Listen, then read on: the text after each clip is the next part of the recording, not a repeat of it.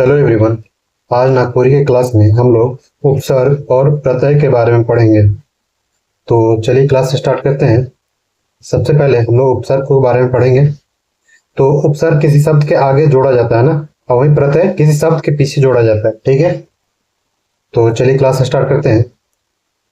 उपसर्ग उस शब्द कर अंश या अव्यय के कहे ना जे कोनो शब्द कर पहिले आय के ऊपर कोनो नवा विशेष अर्थ प्रकट करेला।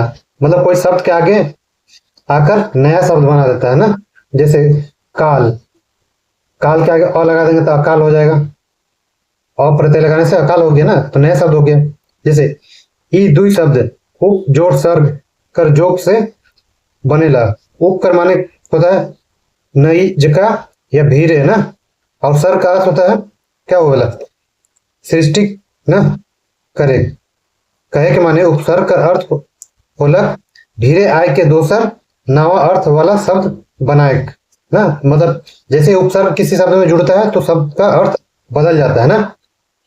देखिए ई लखे उपसर्ग से क्या है, शब्द का अर्थ में नवा विशेषता आवेला, शब्द का अर्थ में बदलाव आवेला।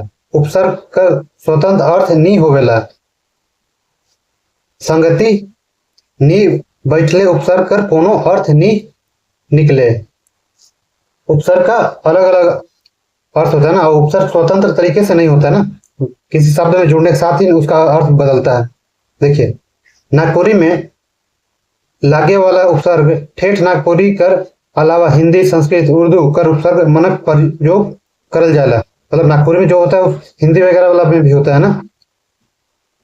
नागपुरी में लगे वाला उपसर्ग मन ई लखे है। तब देखते हैं इसमें, जैसे इधर जो रेड से सर्कल किया हुआ है वो उपसर्ग है, उसके बाद जो शब्द बना इधर लिखा हुआ है। ठीक है, जैसे अकारण, अकाल, अबर, अजगुत, अछूत, ये क्या है, उपसर्ग लगा के बना है ना। अब अध लगा के अधमोरा, अध कचरा, अध कपारी बोलते हैं, अध कपारी मतलब हाफ माइंड, तो उपसर्ग लगाया जाता है ना। देखिए अपजस, अपमान, अन अनजान, अनचिन्हार। अब अपसर्ग ना अवगुण, गुण का उल्टा होता है अवगुण। अवधूत, अवतार, ऊन 29, ऊन मतलब कम होता है, एक कम ना, 30 से एक कम होता है 29, 39, 40 से एक कम 39, 49 होता है ना, 50 से एक कम 49। कुपूत, कुमार्गी, कुचर। इसी तरह दर ना, दरकार, दरखास्त, दरमोरा, दूर, दुर्दशा, दुर्भाग्य, दुर्जन। ठीक है, अब नी उपसर्ग है ना, निठुर, निरंग, निपांगुर, निडर, निर्दोष, निर्मल, निर्जीव। ये लखे और का पर है, बे है, बी है, स है, सु है ना। इस तरह से उपसर्ग आगे जोड़कर उसका अर्थ बदल जाता है ना। जैसे बेकार हो गया, बेघर हो गया ना, पर गए प्रयोग लगा, प्रचार हो गया, प्रभाव हो गया, बेलूरा हो गया। यहाँ देखिए अब आते हैं प्रत्यय। तो प्रत्यय किसी शब्द के आखिरी में जुड़ता है ना। ठीक है, क्या शब्द मन कर पाछे जोन अक्षर या अक्षर समूह लागल लगाल जाएला उके प्रत्यय कहल जाला। मतलब कोई भी शब्द के लास्ट में लगा के उसका, जैसे यहाँ पे देखिए भला जोड़कर आई, भलाई हो गया ना।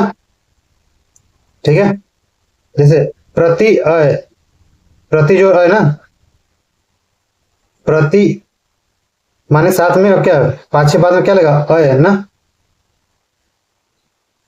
अब देखिए यहाँ पे देखिए क्या हुआ, भला जोड़ आई का, यहाँ क्या है, भला शब्द पाछे आई प्रत्यय लगा के भलाई जोड़ बनाया गया ना। अब इसी तरह नागपुरी में प्रत्यय और उकर बनल शब्द देखते हैं। ये प्रत्यय है यानी आखिरी में जुड़ेगा ना। आ भूख, खा, भूख जोड़ आ, सुख जोड़ आ, सुखा, आन, उठ जोड़ आन, उठान, कमान ना। आई लड़ाई, चतुराई, सुनवाई ना। आओ टिकाऊ, जड़ाऊ ना। आरी जुआड़ी, पंसारी। ई घुड़की, हंसी, सदानी ना। नी नचनी, कपनी। ये सब प्रत्यय है ना। जैसे तना जोड़कर इतना, उतना, ला जोड़ना, मंझला, संझला, वाह, हरवाहा, चरवाहा, खसुवाहा ना। वाला घर वाला, मुरली वाला, इस तरह होता है ना, बाजा वाला। लाहा, ओढ़ा लाहा, जरलाहा, मरलाहा, बोलते हैं ना जरलाहा मरलाहा, जो जलता है उसको बोलते हैं जरलाहा। यल, मरियल, अड़ियल, सड़ियल। इन, दगरिन, धंगरिन, मोवारिन, ना मालकिन ना। या ना खटिया पटिया मचिया, इस तरह से प्रत्यय का है ना। अब देखिए प्रत्यय का दो भेद होता है, एक कृदंत और त्वदित ना। कृदंत क्या है, किसी क्रिया धातु के आखिरी में जोड़कर नया शब्द बनाया जाता है ना, उसको कृदंत कहते हैं ना। अब जैसे देखिए यहाँ पर है तो खात, इधर जो खात का क्रिया बन जाता है ना, खात, नहात, करत, नी, मर नी, जी नी, करनी, या गवैया, जवैया, करवैया ना। ई लगा सदानी, देसी, नागपुरी, गरीबी। आई, पढ़ाई क्या है, धातु क्रिया धातु है ना। आई पढ़ाई लिखाई सुनवाई, वास सुतवास, जवास नवास ना। अब यहाँ देखिएगा वास है प्रत्यय कर प्रयोग जनजाति भाषा मानक प्रभाव से करल जाए ना, जनजाति भाषा के प्रभाव से ज्यादा किया जाता है। अब यहाँ देखिए वाला, खाए के वाला, जाए के वाला, गावे के वाला ना। ऑल, पढ़ल, बेचल, जानल, सुनल, आहा, जरलाहा, और लाहा, खौराहा, आओ, टिकाओ, चलाओ, उठाओ, जड़ाओ ना। ये सब क्या है, किसका उदाहरण, कीर्तन प्रत्यय का ना। अब आते हैं त्वरित प्रत्यय का ना, तद्वित प्रत्यय का ना। अब यहाँ पे देखते हैं इसमें क्या है, इसमें क्रिया धातु को छोड़कर कोई अन्य शब्द आएगा ना, ऐसे में प्रत्यय ना। अब देखते हैं इस प्रत्यय में क्या क्या है, ये जोड़ के ना, नागपुरी, सुंदरी, वाला, घर वाला, फेरी वाला, वान, गाड़ीवान, धनवान, वाह, चरवाहा, हरवाहा, कट, चोरकट, हलकट, का, ललका, बड़का, घर, लुरगर, जुरगर, या जोड़ के ना, घरवैया, नगपुरिया, वैया, घरवैया, नचवैया, पन, छुआपन, बड़पन ना। अब यहाँ थोड़ा सा देख लेते हैं क्या बता रहा है। उपसर्ग और प्रत्यय में भेद ना। देखिए उपसर्ग और प्रत्यय दुइयों शब्द में जुड़े हैं ना। देखिए ये दुइयों में इतना अंतर है, उपसर्ग शब्द पहले जुड़े ला, ठीक है, प्रत्यय बाद में ना।